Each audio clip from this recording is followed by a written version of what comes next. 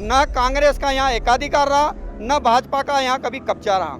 ये फालतू में क्यों हमें साथ में दे रहे हैं? कि वास्तव में विकास किसने किया है? देखो, जनता की बोलियां लगाई जा रही हैं, उनको लुभाने का प्रयास किया जा रहा है। मध्य प्रदेश का महासंग्राम जारी है और इस दौरान जो दोनों सेनाएं हैं उन्होंने अपनी कमर कस ली है। हम मौजूद हैं बदनावर विधानसभा में और यहाँ मेरे साथ मौजूद हैं पत्रकार साथी, जिनसे हम जानेंगे कि इस विधानसभा की हकीकत क्या है, यहाँ का विकास कैसे हुआ है और किस तरह से बदनावर विधानसभा हर बार अपना फैसला सुनाती है। सबसे पहले हम बात करेंगे, आपका शुभ नाम? महेश पाटीदार। महेश जी से। महेश जी, ये बताइए कि बदनावर विधानसभा जो है वो हर बार किस तरह से व्यवहार करती है?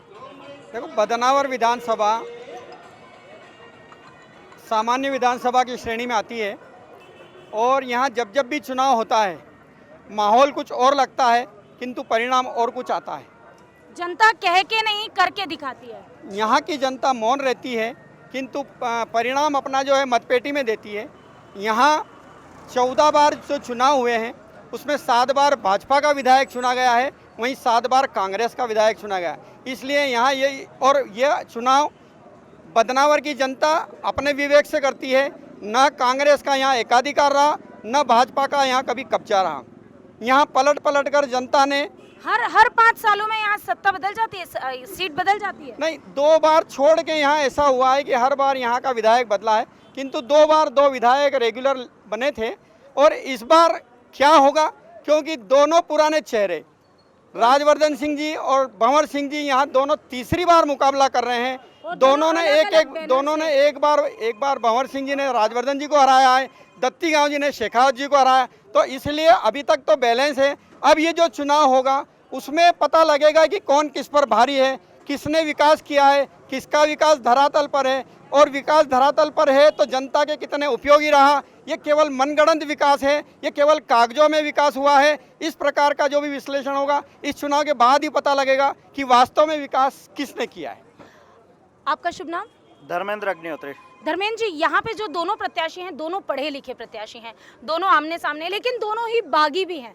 एक भारतीय जनता पार्टी छोड़ के कांग्रेस में आए हैं, एक कांग्रेस छोड़ के बीजेपी में आए हैं। क्या जनता इसका कोई असर दिखेगा जनता की वोटिंग पर? निश्चित तौर पर पहले लोग राजवर्धन सिंह जी कांग्रेस छोड़कर बीजेपी में शामिल हुए थे। अब भंवर सिंह जी शेखावत बीजेपी छोड़कर कांग्रेस में शामिल हुए हैं। तो पहले लोग राजवर्धन सिंह दत्ती गांव को कहते थे कि यह बागी है, अपनी पार्टी छोड़ दी है। अब लोग कहते हैं कि भंवर सिंह शेखावत ने भी अपनी पार्टी छोड़ दी है और वो भी बागी है। तो जो लांछन राजवर्धन सिंह जी पे लगा था वो तो समझ लें आपके मैनेज हो गया है, क्योंकि उन्होंने भी पार्टी छोड़ी है, इन्होंने भी पार्टी छोड़ी है। एक ये भी कहा जा सकता है कि दोनों ही एक दूसरे पर अब आरोप नहीं लगा सकते। आरोप तो लगा रहे हैं, खुलकर देखिए आप सोशल मीडिया पे उनके जितने भी समर्थक हैं एक दूसरे पर निश्चित तौर पर इस बात के लिए तो आरोप नहीं लगा सकते कि आप बिक गए थे और अब आप इधर चले गए हैं। हाँ, वो तो बिल्कुल भी देखने को नहीं मिला है इस चुनाव में कि दोनों प्रत्याशी दल बदल की जो राजनीति है उस पर निश्चित तौर पर अभी तक कोई आरोप इन्होंने लगाए नहीं है। मेरे साथ एक और पत्रकार यहाँ मौजूद हैं, राजेश जी। राजेश जी से हम जानेंगे, राजेश जी, अगर हम ग्रामीण क्षेत्रों की जनता की बात करें, जैसे शहरी क्षेत्र की जो जनता है वो अलग मुद्दों पर करती है, वोट करती है, और जो ग्रामीण क्षेत्र हैं उसमें आपकी पकड़ काफ़ी अच्छी है। तो मैं आपसे सवाल करूंगी कि इस बार जो ग्रामीण क्षेत्र की जनता है वो किस मुद्दे पर चुनेगी अपनी सरकार? ग्रामीण जो है वो विकास के मुद्दे पे सरकार चुनेगी। इस बार भाजपा ने भी विकास बहुत किए हैं, लेकिन जो बड़े बड़े स्तर पे किए हैं, लेकिन जो छोटे स्तर पे है, छोटे जो होना चाहिए वो नहीं किए। इसलिए कुछ जो ग्रामीण क्षेत्र के मतदाता वो नाराज है। यानी कि शहरों को विकास मिला है, शहरी क्षेत्रों को, लेकिन ग्रामीण क्षेत्र विकास से अछूते हैं। ये हमने धार विधानसभा में भी देखा था और हमने आपको बताया भी था कि यही वजह है कि जो ग्रामीण क्षेत्र के लोग हैं वो अभी भी कह रहे हैं कि हम नाराज हैं। क्या लगता है आपको ये जो लाडली बहना आवास योजना, ये दोनों योजनाएं कुछ असर डालेंगी? देखो, धरातल पर दोनों योजनाओं का अपना अपना महत्व है। भाजपा द्वारा 1000 रुपये लाडली बहना को दिया गया, 1250 रुपये। अब कांग्रेस द्वारा 1500 रुपये देने की बात की गई है। कांग्रेस ने 500 रुपये में गैस टंकी देने की बात कही थी, तो भाजपा 450 रुपये में गैस टंकी की बात कर रही है। मतलब बोलियां लगाई जा रही है, जनता की बोली लग रही है। देखो, जनता की बोलियां लगाई जा रही हैं, उनको लुभाने का प्रयास किया जा रहा है, किंतु दोनों ही दल जनता के साथ धोखा कर रहे हैं। इस प्रकार की राजनीति नहीं होना चाहिए। यदि भाजपा सरकार ने 18 साल में जो काम किए हैं उसकी उपलब्धि पर उनको वोट मांगना चाहिए, और कांग्रेस ने जो 1.5 साल और पहले के 70-60 साल में जो विकास किए उसके आधार पर वोट मांगना चाहिए। किंतु दोनों ही दल निम्न स्तर पर पहुंच चुके हैं और केवल लालच देकर अपनी सत्ता हासिल करना चाहते हैं, जो कि बेहद गलत है। ये संविधान के लिए बेहद खतरनाक भी है।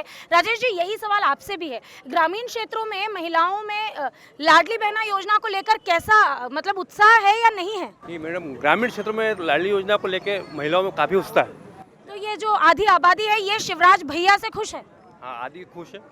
तो शिवराज भैया जो हैं क्या वो असर डालेंगे बदनावर विधानसभा पर थोड़ा? ये तो कुछ नहीं कह सकते, लेकिन ये कह सकते कि हाँ लाडली बहना है, वो ये जरूर कह रही कि हम हमको मामा जी ने जो पैसे दिए हम उन्हीं को वोट करेंगे। तो लाडली बहनाओं का सपोर्ट तो ये कह रहे हैं कि लाडली बहना जो मास्टर स्ट्रोक जिसको कहा जा रहा है शिवराज सिंह चौहान का, 18 सालों तक, एक बार कांग्रेस ने आरोप भी लगाया कि 18 सालों तक शिवराज सिंह चौहान को अपनी इन बहनों का ध्यान नहीं आया।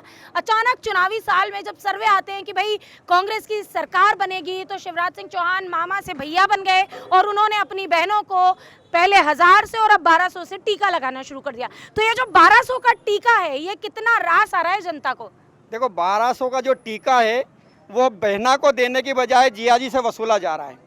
बहना को 1200 रुपये महीना दे रहे हैं, किंतु भाई जीजा से वो 5000 रुपये महीना बिजली बिल के रूप में वसूल रहे हैं। लेकिन बिजली मैं एक महिला होने के नाते मैं आपसे एक सवाल पूछती हूँ, आप पुरुष हैं, मैं महिला हूँ, सवाल बिल्कुल जायज़ है। भाई घर में चलती किसकी है? देखो चलती तो महिला की है, किंतु बाहर पुरुष की चलती है, और गिनती में यही होता है कि पुरुष के साथ महिला दोनों पहले भी मोदी जी ने एक कह सकते हैं कि इस तरह का 3 तलाक का जो उनका मुद्दा था, इसको कहा जा रहा था कि पिछली बार ये जो चुनाव हुए थे उसमें वो मोदी जी का मास्टर स्ट्रोक था, क्योंकि उनका कहना था कि अगर एक पुरुष कांग्रेस को वोट देगा तो 3 महिलाएं मुझे वोट देंगी। नहीं, ऐसा नहीं है। देखो महिला पुरुष का अपना अपना विवेक रहता है, किंतु फिर भी घर में मुखिया की चलती है। मुखिया बोलता है कि उसको वोट देना है तो 99% महिलाएं मुखिया के कहे अनुसार ही वोट देती है। मैं अपने दर्शकों को बता दूं कि हम अभी ग्रामीण क्षेत्र में मौजूद हैं, इसलिए हम इस बात को कह रहे हैं। मेरे दर्शक जो मुझे देख रहे हैं बड़े शहरों से, वो जानते हैं कि उनके यहाँ की महिलाएं अपने स्वविवेक से ये निर्णय लेती है। और हम बात कर रहे हैं बदनावर विधानसभा की, इस परिप्रेक्ष्य में ये हमसे ये जो हमारा डिस्कशन है वो चल रहा है, और इनका कहना है कि बदनावर विधानसभा की अगर हम बात करें तो यहाँ पुरुष जो होता है वो जब ये कहता है कि भैया ये करने से हमारे क्षेत्र का भला हो सकता है, तो महिलाएं उसके आधार पर वोट करती है। बिल्कुल, पुरुष जो कहता है वही महिलाएं करती है और 99% करती। मैं आपको इसका एक प्रत्यक्ष उदाहरण बताता हूँ कि सरकार ने महिलाओं के लिए 50% सरपंच के पद आरक्षित किए हैं, किंतु जो महिला सरपंच बनी है वो कभी भी पंचायत में जाकर नहीं बैठती, और उनके सारे काम उनके पति ही संचालित करते हैं।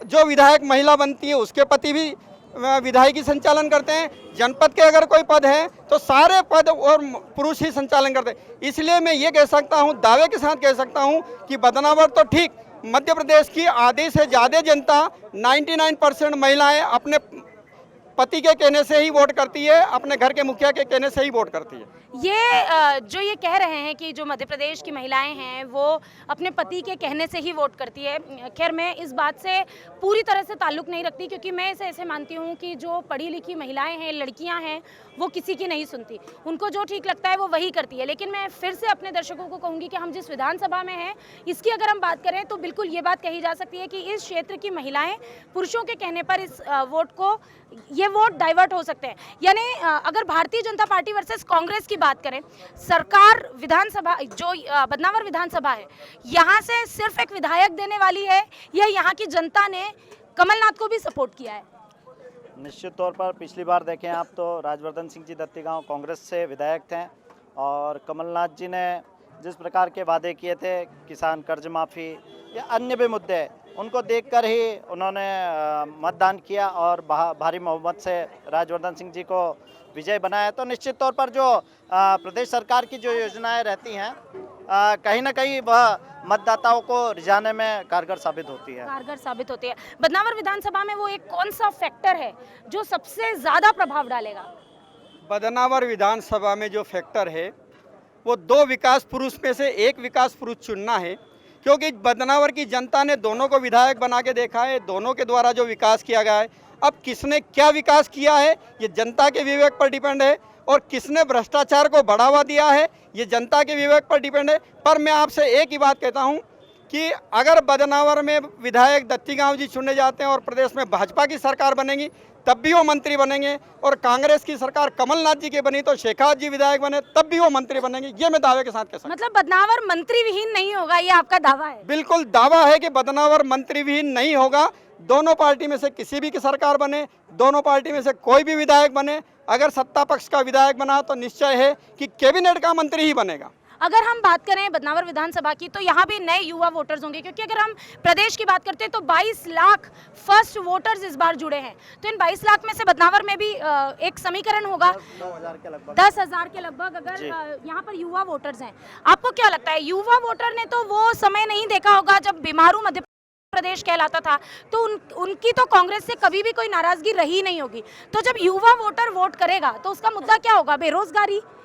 युवाओं का सबसे बड़ा मुद्दा तो बेरोजगारी ही रहता है, क्योंकि आज जो भी युवा है पढ़ लिख कर इतनी मेहनत करता है, उसके परिवार भी इतना खर्च करते हैं और कहीं ना कहीं उनको जाकर एक ही मलाल रहता है कि मुझे रोज़गार मिल जाए, मुझे नौकरी मिल जाए। तो निश्चित तौर पर नौकरी और रोज़गार एक बड़ा मुद्दा है। और देखा जाए तो शिक्षा, स्वास्थ्य और रोजगार की बात की जाए तो बदनावर में रोजगार के लिए उद्योग मंत्री राजवर्धन सिंह दत्तीगांव और भाजपा सरकार ने यहाँ पर सोया प्लांट, जो कि एशिया का सबसे बड़ा प्लांट है, कार्य प्रगति पे है। कुछ ही समय में वह कह सकते हैं 1 आध महीने में शुरू भी हो जाएगा एक प्लांट। पीएम मेगा टेक्सटाइल है और जिल फैक्ट्री है जिसमें महिलाओं को रोजगार मिल रहा है। तो कहीं ना कहीं युवाओं को जिनको रोजगार मिला है वो तो संतुष्ट होंगे, और जिन्हें रोजगार नहीं मिला है वो तो निश्चित तौर पर नाराज होंगे, और उन्हें तो रोजगार की आवश्यकता है। स्कूल और कॉलेज का एक मुद्दा नहीं हो सकता? बदनावर में आज भी कोई बहुत बड़ा स्कूल, कोई बहुत बड़ा कॉलेज नहीं आया है इतने लंबे समय से। नहीं, बदनावर में MCOM MA तक का कॉलेज है। CM राइज विद्यालय यहाँ सेंक्शन है, उसका काम चल रहा है। किंतु मेरा यह है कि विद्यालय खोलने की बजाय शिक्षा के स्तर सुधारने में प्रयास किया जाए।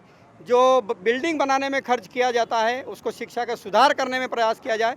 तो आज युवा वोटर इससे दुखी नहीं है, मतलब यहाँ पर जो एजुकेशन है, क्योंकि अगर हायर एजुकेशन की बात करें तो यहाँ के लोगों को निकल कर बाहर जाना ही होता है। वो यहाँ से निकल कर ही बाहर पढ़ाई करते हैं, इंदौर जाते हैं, भोपाल जाते हैं, अब तो बेंगलोर, हैदराबाद तक जाते हैं बच्चे, वहाँ जाके पढ़ाई करते हैं, नौकरियाँ करते हैं। यहाँ पर क्या संभावनाएं हैं उनके लिए? देखो, यहाँ युवाओं के लिए कोई संभावना नहीं है अब तक। तो भविष्य में हो जाए बात अलग है, बाकी अब तक यहाँ युवाओं को रोजगार के लिए कोई विशेष प्रयास नहीं है, क्योंकि यहाँ का युवा बाहर जाके सर्विस कर रहा है।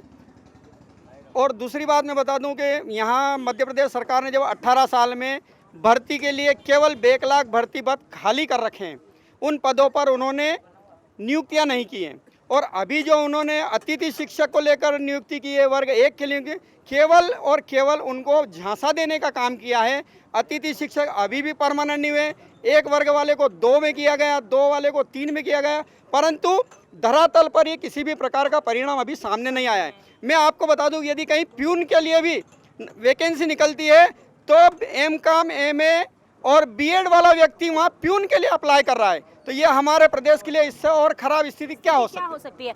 ग्रामीण क्षेत्रों के लिए इस चर्चा को हम यहीं खत्म करेंगे। बस एक सवाल मेरा राजेश जी से है, क्योंकि मैंने आपको पहले भी बताया था कि ग्रामीण क्षेत्र से आते हैं और ग्रामीण क्षेत्र में अच्छी खासी पकड़ है। राजेश जी, आप मेरे पास आ जाइए। मैं आपसे ये सवाल पूछना चाह रही थी कि ग्रामीण क्षेत्र का जो युवा है वो क्या देख के वोट करेगा? क्योंकि ग्रामीण क्षेत्र के युवा को नौकरी से ज़्यादा खेती किसानी पसंद है। ये वो ग्रामीण जो मतदाता है वो ग्रामीण क्षेत्र में उनके खेती के लिए क्या व्यवस्था है, क्या नहीं है, बिजली पानी सब व्यवस्था को देखते हुए मतदान करेगा। तो खाद की एक किल्लत जो मध्य प्रदेश जिससे जूझा है, क्या ये वोटिंग पे इफेक्ट डालेगा? बिल्कुल डालेगा। अभी फिलहाल में जो यूरिया खाद दे रहे हैं उसके बाद साथ में जबरन में कुछ एक बोतल दे रहे हैं, उससे भी कुछ किसान नाराज है कि फालतू में क्यों हमें साथ में दे रहे हैं। यूरिया को एक बोतल आ रही है, एक टानिक आ रही है। मध्य प्रदेश के ये जो चुनाव हैं ये बेहद दिलचस्प हैं। यहाँ कपड़ा फाड़ हो हो चुकी है, यहाँ तार तार हो चुकी है, जूता मार होना अभी बाकी है।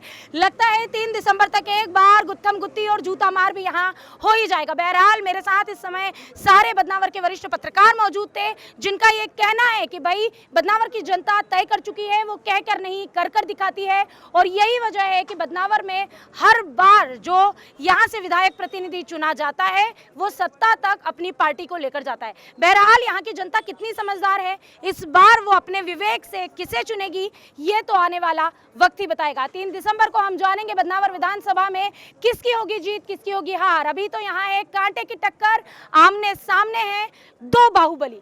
अगर आप जानना चाहते हैं कि बदनावर विधानसभा पर किसने कब्जा किया, किस विधायक प्रतिनिधि का या किस विधायक उम्मीदवार का क्या मूड है, क्या मोड़ है और किस मुद्दे पर चुनाव लड़ रहा है, किसके बयान के पीछे की हकीकत क्या है, तो आप देखते रहिए VK news. VK news Madhya Pradesh Chhattisgarh, दिल बोलेगा देश सुनेगा।